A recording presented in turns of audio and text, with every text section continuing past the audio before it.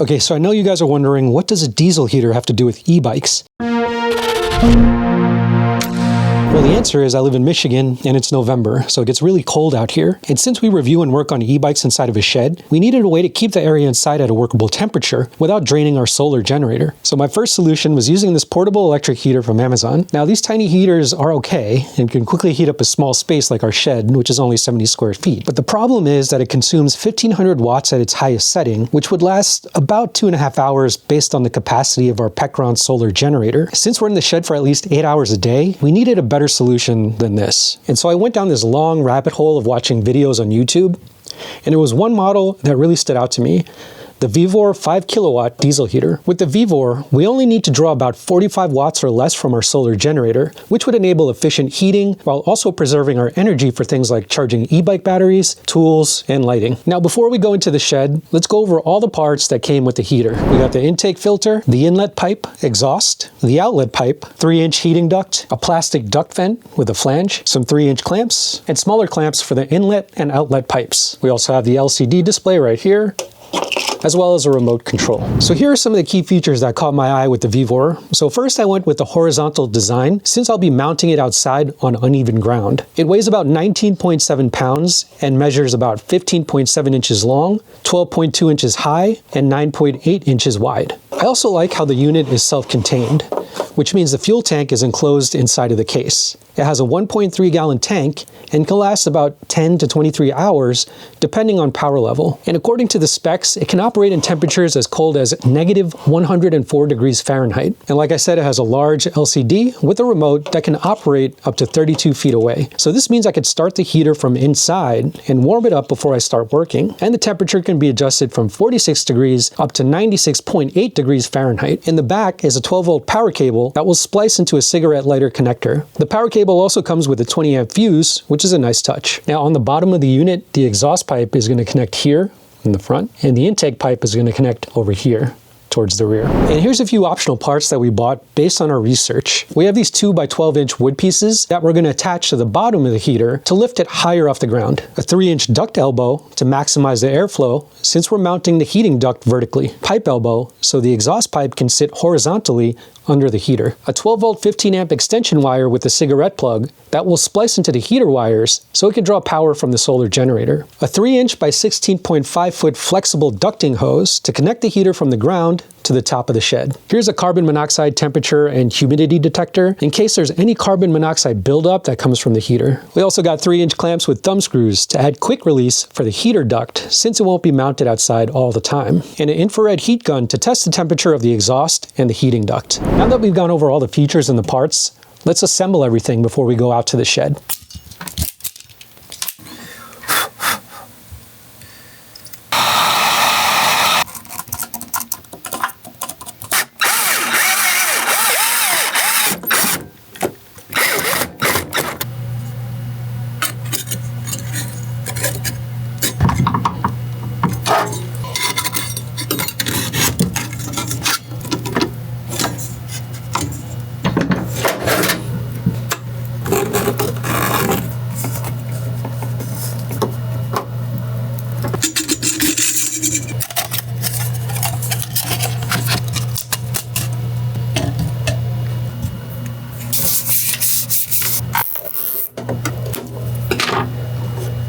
Alright, so I have all the parts assembled. This is going to be the heating duct that goes inside of the shed. The 90-degree elbow is going to go into the heater, and these thumb screw clamps make it easy to take on and off. So it's going to look kind of like this. Like that. We also added the wood mounts on the bottom, the exhaust pipe, which is going to be straightened out once we take it outside. It may be hard to see, but there's a little hole in the exhaust, and this is supposed to be facing the ground, so the condensation will drip out. The intake filter is coming up from the back with a little zip tie to keep it upright. And here's the extended 12-volt cable. We wrapped up the fuse, so it's kind of waterproof. And this should definitely be long enough to reach into the shed and connect to the solar generator. I also added a diesel only sticker next to the fuel tank. All right guys, so if you're new to this channel, basically this is where all the magic happens. This is where we work on our e-bikes, where we do reviews. And this is a Suncast modern-ish shed, and I think about 70 square feet inside. So it's kind of small, and it's really not meant to be a workshop. It's probably just meant to be for storage. So it's extremely durable. This thing has been up for about 4 years now. It's held up in snow, rain, all kinds of wind. It doesn't rot. The only thing is there's no insulation. Obviously you can't just like drill into the walls or anything like that, but we were able to do some modifications. So I'll put all the links in the description for all the parts that I use. Most of this stuff is from Amazon. This is actually an electrical port or a hatch that I bought, and this allows me to run electrical cables into the shed. And there's these little notches over here to keep the cords from like slipping. So we added these two flanges on either side. These are 3-inch flanges, so we could connect the heating duct pipe from the outside through here, and then another pipe that goes inside. And this is the pipe that came with the Vevor and the heating vent as well. And I just have it dangling over here, and I can kind of like position it and twist it if I want air blowing in a certain direction. Now, it didn't really make sense to put it through the wall because it is a resin shed and inside is hollow. So if the air were to blow through this wall, it would probably get dispersed inside of the panels. So that's why we put it on the acrylic. Also, if this thing breaks, we can easily replace it and cut a new piece if we wanted to. Okay, so this is the outlet port. So this is the outside flange, and they just connect. We added some bolts over here. And I did find this cap on Amazon, this 3-inch cap. So it fits over here when I'm not using the heater, and prevents any cold air or anything from going inside that hole. So on the roof, we mounted these dual 24-volt, 200-watt solar panels. These mount pretty much the way you would mount this on a vehicle or on a wood shed. We screwed them in, and then we added some sealant to prevent any water from dripping into the shed. And so far, it's held up in some rainstorms, so that's a good sign. Here's where we have the power wires. They come down in here, right under the roof. And then the wires run from the ceiling up here into our Pecron solar generator. So I've had this Pecron for about 2 years now, and I'm really happy with it. We've had a couple of blackouts over the summer, and this thing just came in clutch for powering our fridge and all the essentials. So this generator can handle 2,000 watts and has a capacity of 1920 watt hours. And the DC cigarette lighter is what we're going to use here, and it delivers 12 volts and 10 amps, even though the Vevor says it requires 15 amps. I did some research on YouTube, and apparently a lot of people are using the 12 volt 10 amp cigarette lighter option, and no issues there. Now, depending on the temperature and the capacity this has, I'm pretty confident that I could run the Vevor heater all day long. And if I want to boost the amount of solar energy to top off the generator, I also have this foldable Pecron solar panel. I think it's about 300 watts, and I can position it towards the sun. I know you're wondering, why am I mounting the Vevor heater outside and not inside? Well,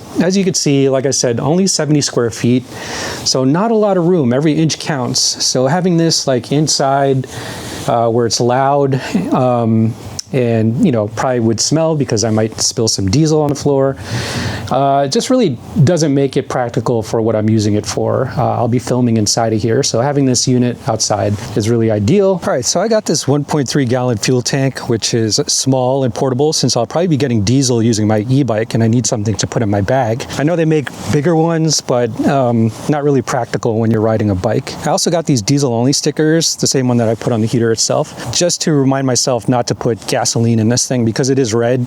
Now, I also prefer to have the fuel tank outside to reduce any chances of spilling diesel, as well as minimize any risk of carbon monoxide exposure. I know that's pretty rare, but you know, that's just a preference. All right, so now let's add the diesel fuel. So since this can is 1.3 gallons, it's pretty much the exact amount that the internal tank can hold. Should be good.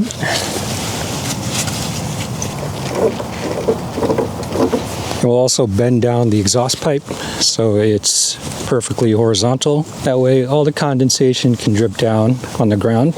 We also want to make sure it's clear because this thing supposedly gets really hot. So we don't want it touching anything and setting anything on fire. Now you can see the benefits of having these wood mounts. It keeps the heater up and also keeps the exhaust from touching the surface. I also have it on an aluminum platform just to raise it up a little bit higher. And I'll put a link in the description if you want to get it. It's from Amazon, and it fits this version of the Vevor perfectly. So now let's run the 12-volt power cord into the shed. We'll mount the heating duct.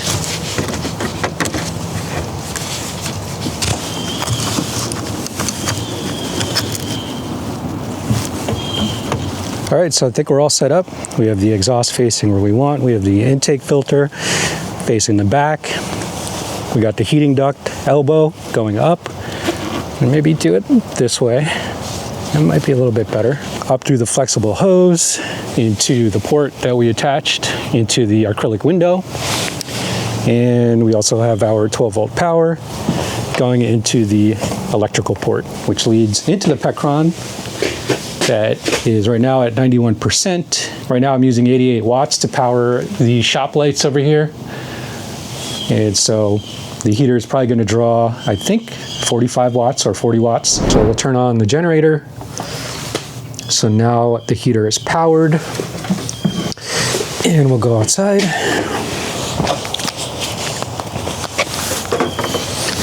Turn it on. You get an audible notification. If you hold down the right button, you get Celsius, but since we're in the US, we'll use Fahrenheit. So now it's starting to heat, and I'll put a stopwatch on to see how long that'll take to really start heating up. So I think that's it. I think we just have to wait until we hear some knocking sounds from the heater itself. And we'll see how long that takes for it to heat up. Again, it's only 50 degrees, so it probably shouldn't take that long at all, but we'll see. We got the stopwatch running, and we'll time it. Okay, so it's been about 1:30. We're starting to hear some knocking sounds from inside, which I believe is the fuel pump. So that would be pretty annoying if this was indoors, FYI. It says we're at 46.4 degrees Fahrenheit. I do feel some air coming from the fan. Cold air. So still heating up, and it's been about 2 minutes so far. All right, so now the fan is really blowing. We're at 3 minutes. Still pretty cold air. The knocking sounds, the ticking sounds are getting a little bit more rapid. And we're still at 48.2 degrees Fahrenheit on the outside of the heater. Seems like the heater stopped. Maybe I did the wrong setting.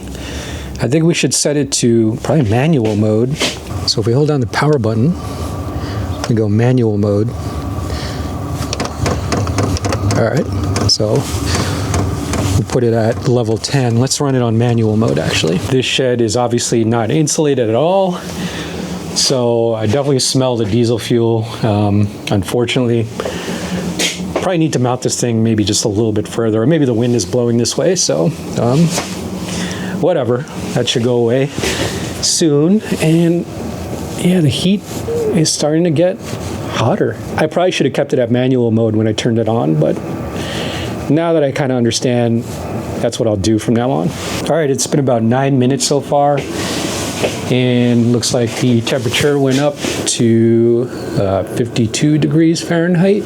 So with our temp gun, we could test some of the air. So coming from the vent, it's about 144 degrees Fahrenheit. Exhaust pipe is reading about 214 degrees Fahrenheit. The actual exhaust is reading about 75 to 80 degrees Fahrenheit. Air quality is still good. 66% humidity. No carbon monoxide, but again, that, funky smell is still coming in. Okay, checking in again. It's been 21 minutes. I turned the shop lights off. It's about 60 degrees Fahrenheit in here. And what's really cool is that we're only drawing about 8 watts. It keeps fluctuating, but about 8 watts from the generator. Okay, it's been about 1 hour and 17 minutes. We're at about 82 degrees inside of the shed, and it looks like the wattage has gone up to 34 watts. I think it goes up to about 40, or it fluctuates between 30 and 40. Okay, so it's been about 2 hours and 9 minutes, and our temperature reading is 83 degrees Fahrenheit over there in that part of the shed, and about 77 degrees right here in the center. We are now drawing about 23 watts. I'm not quite sure how much it fluctuates, but this generator definitely is more than enough to handle the power usage of the Vevor heater. The only thing is that chemical smell is still coming out. And I know it's not the heater, this ducting. So I think this flexible ducting is what's causing that chemical smell. I looked at the reviews on Amazon, and I think I saw some reviews that said that this gives off a pretty strong smell.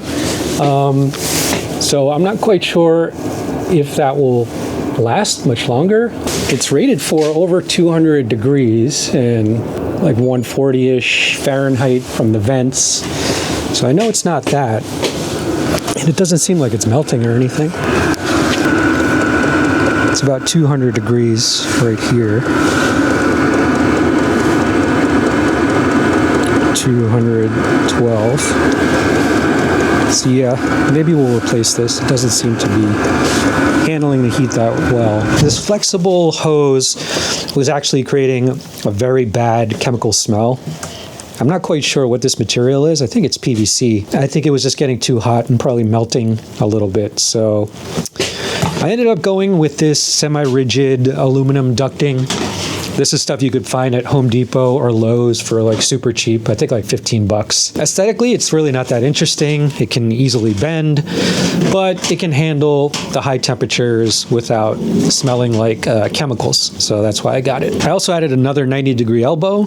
So two 90-degree elbows on both sides. One will be on the heater, and then the other one will be connected to the port on the shed. Another thing I wanted to upgrade are these flanges that were attached to the acrylic window on the shed.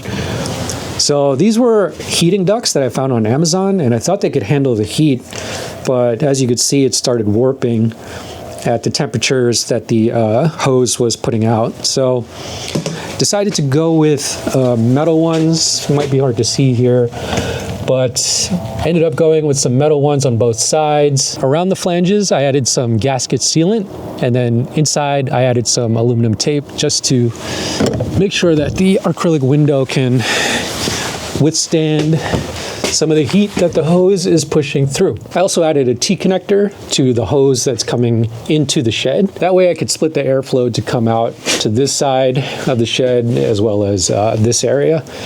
Probably not necessary for a shed this small, but wanted to try it out and see how that worked. If it doesn't work out, then I could just remove the T and just have the vent how I had it before. All right, we finally got the duct hose hooked up to the heater.